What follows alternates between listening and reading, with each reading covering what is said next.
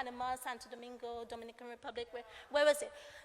Have they said anything about that investor? Are they going to bring anything to the shores of Antigua and Barbuda? What are their plans? What are they going to do? I won't repeat that. Mr. Speaker,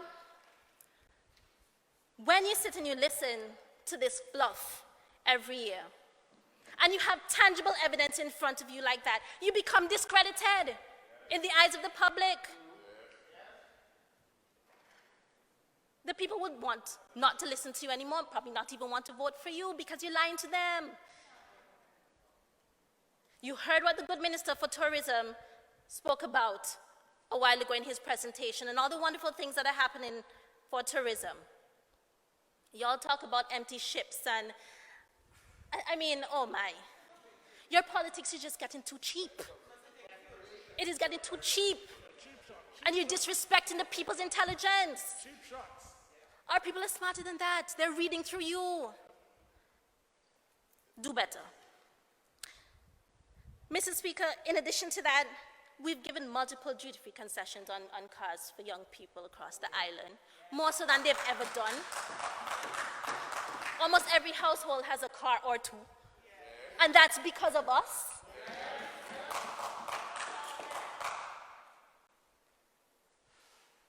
He spoke about, the member for All Saints East and St. Luke's spoke about where the revenues go and whatever else. So many times it was obvious to me that he hadn't listened to the Prime Minister's budget presentation. He hadn't read it either. That's unfortunate.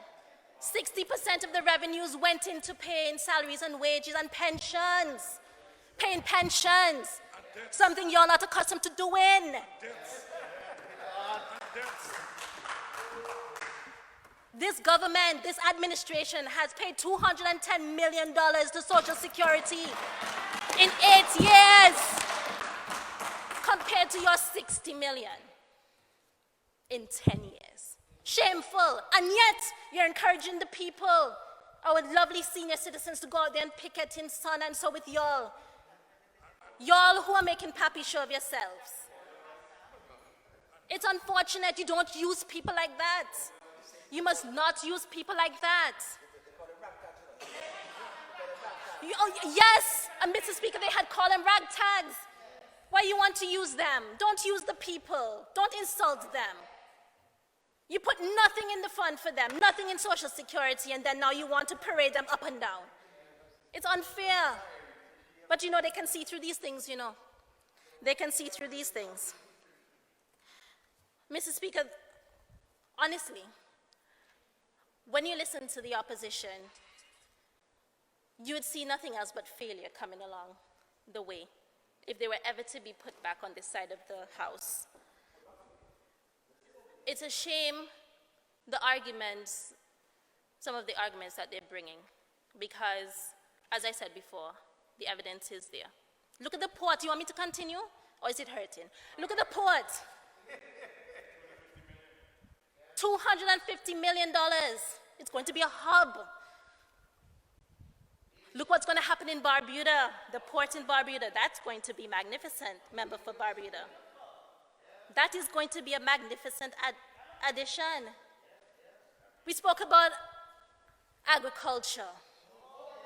Leader of the opposition spoke about agriculture. Mr. Speaker, this administration, and I'll leave most of it to the good minister because she knows her stuff and she's been handling it.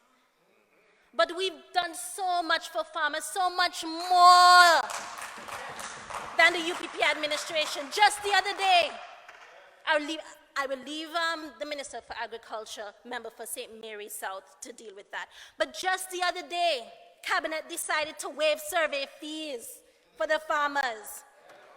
The survey division falls under me. Okay? Leading from the front, from the top. Why should you have a problem with a leader of a country adding to food security? You have leaders around the world that farm animal husbandry, cash crops, different things. In Trinidad and Tobago, their prime minister has has, in Dominica, some ex-presidents of the United States farming thousands of acres. And the local farmers are being supported. They get concessions on their imports for their farms, and so Minister Marshall will deal with you. You know what, let me just move on because my time's going to go. You have the Happy program. Housing assistance for the indigent. Mr. Speaker, this is a gem of a program, changing lives. How can they say we don't care about our people? $5 million injection just this week for the Happy program to help transform lives across Antigua, and we're coming to Barbuda soon. Across Antigua. How can you say we do not care about our people? What sort of program did they put in place when they had their 10 years to redeem themselves? It was the Unhappy program.